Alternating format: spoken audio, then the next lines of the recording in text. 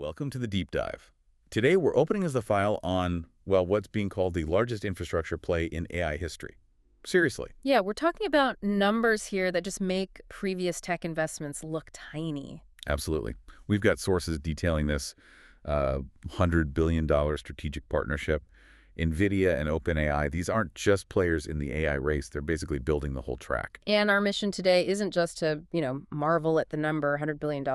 It's to really unpack what that buys. What does it mean in terms of actual compute power, the logistics, the risks involved? Right. Sam Altman, OpenAI's CEO, put it pretty bluntly. He said, compute infrastructure will be the basis for the economy of the future.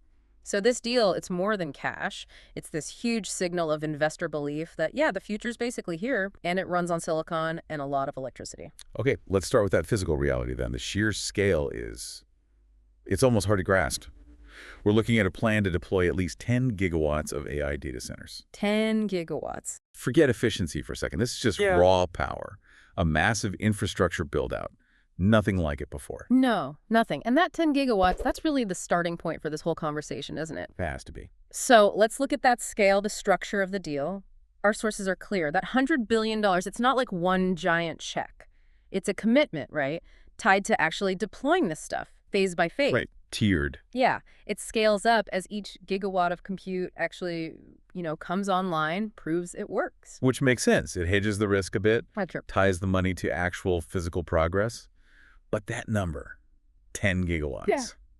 Now, let's try to make that real for people. What does that even mean? Well, it's abstract, definitely. Our sources compare it to the energy needed to power roughly 8 million American homes all at once. 8 million homes. And that right there raises the first huge question, doesn't it? Feasibility. I mean, we can talk chips and software forever, but 10 gigawatts, that's industrial scale energy. You're talking massive strain on power grids, new substations, huge amounts of land, water for cooling. Yeah, a water loan. It's not just tech investment. This is a gigantic multi-year energy project, a construction project. The logistical risks are enormous. Absolutely. Logistics could honestly be the main bottleneck. Okay. But let's assume they manage the power. What hardware is eating all that energy?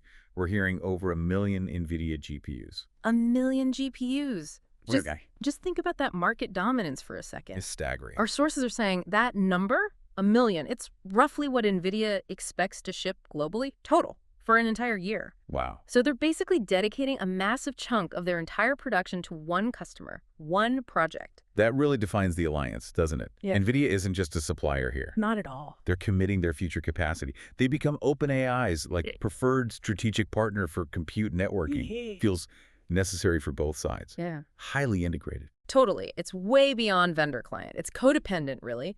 OpenAI gets the super high-demand hardware they absolutely need for whatever comes next. The secured supply chain. Exactly. And Nvidia, they lock in a massive anchor client. Guaranteed revenue for their most advanced, most expensive stuff. It's like a foundational deal for the next decade of AI. Okay, let's dig into that more. Section 2. The tech and the timeline. This isn't just vaporware, there's a schedule. When does this beast actually start running? Well, the initial phase, they're aiming for the second half of 2026. 2026. Okay, so construction, procurement, that must be happening like mad right now. Oh, absolutely. You don't just deploy this kind of specialized compute overnight. The lead times are serious. And what's the engine? What's actually using all that power? Right. Because for $100 billion, it has to be something way beyond what's in the public cloud today, right? It is, yeah. The foundation, technologically speaking, is NVIDIA's new Vera Rubin platform. Vera Rubin. Okay. And for you listening, this isn't just a slightly faster chip. Vera Rubin, it's got a new CPU design, tuned for these insane AI workloads. But the really critical part, it completely rethinks the networking. Networking. That's always the hidden performance killer, isn't it? It absolutely is, always. When you're trying to link, potentially, 1 million GPUs, how fast they talk to each other becomes the bottleneck, the limiting factor. Right. Vera Rubin is built with, well, unprecedented networking architecture. We're hearing maybe advanced optical signaling, stuff designed to handle the insane data flow you need to train models that are way, way bigger and more complex than anything we have now. So it's not just to make ChatGPT slightly quicker. No. This is about enabling completely new capability, things we haven't seen yet. That's the real leap. Building the engine for whatever comes after today's LLMs, and the sources mention this, Co-optimization of hardware and software roadmaps. Sounds like jargon. What does that actually mean in practice? Huh. Yeah, it does sound like jargon. But basically, it means they're building the stadium and designing the superstar team at the exact same time, specifically for each other. Okay. So Nvidia isn't just designing chips and hoping OpenAI can use them well. They're sharing deep engineering details. OpenAI tells Nvidia, look, this is where our models are hitting a wall, hardware-wise. And Nvidia designs the chip to fix that specific problem. Exactly. They design the silicon to break that exact bottleneck OpenAI identified. That must speed things up incredibly. It does. It's like the difference between buying off-the-shelf parts versus having custom machine components that fit perfectly into your unique design.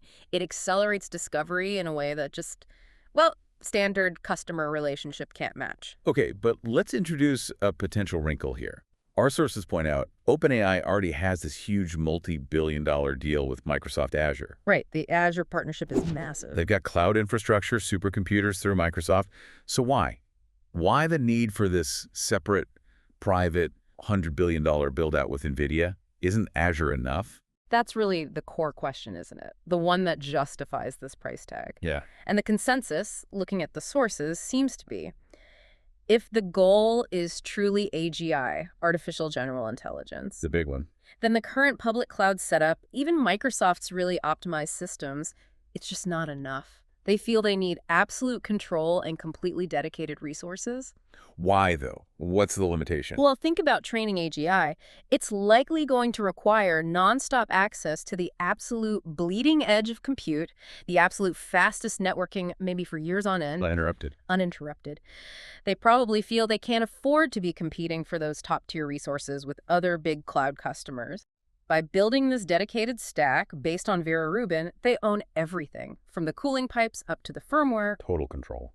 That vertical integration, that seems to be seen as just essential if you're genuinely trying to build an intelligence that could match or, beat human cognition. It's like the difference between leasing a really fast sports car and building your own custom Formula One car for one specific racetrack. Exactly. That's a great analogy. And you see that ambition reflected in what the leaders are saying. Jensen Huang at Nvidia called this the next leap forward for powering the next era of intelligence. And OpenAI's president, Greg Brockman, talked about being excited to push back the frontier of intelligence and scale benefits to everyone. That scale benefits part is key, right? Getting the tech back to actual users. Yeah, and that leads us perfectly into the why, the strategic thinking, the global impact. Because if you're committing this kind of money, this kind of energy, the demand must be just off the charts. It would have to be, wouldn't it? It really is. You have to connect those 10 gigawatts back to the people clicking the buttons. OpenAI right now serves something like 700 million weekly active users around the world. 700 million. Wow. That's a massive base.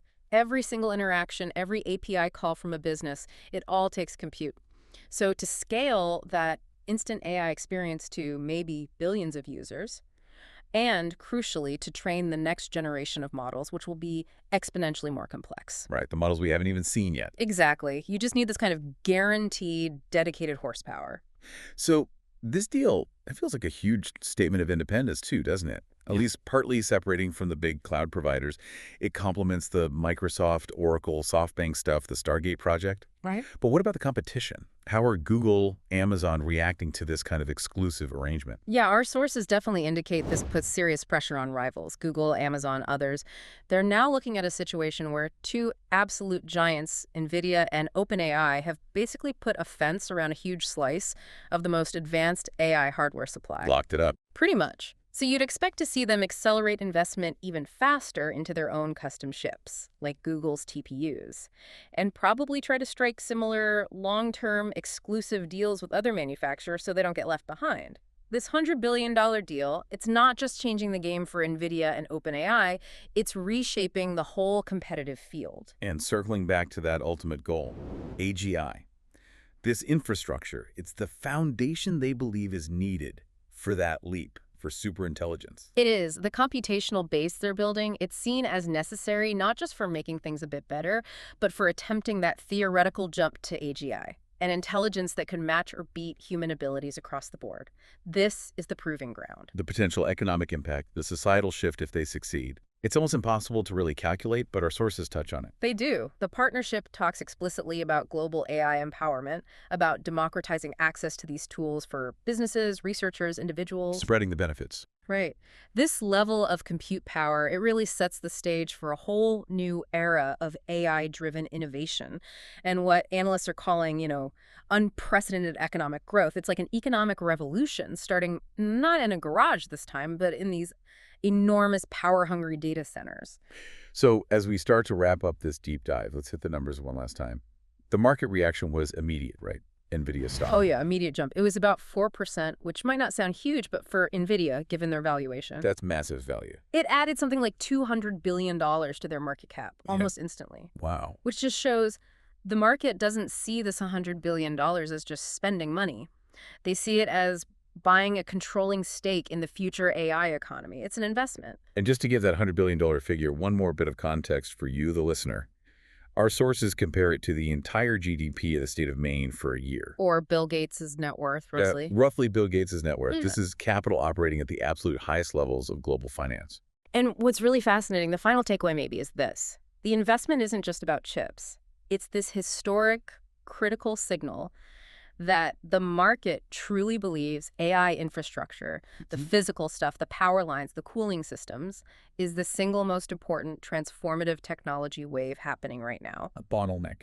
They're betting the computational backbone is the main thing holding back progress, and they're dropping $100 billion to just obliterate that constraint. So the final thought then.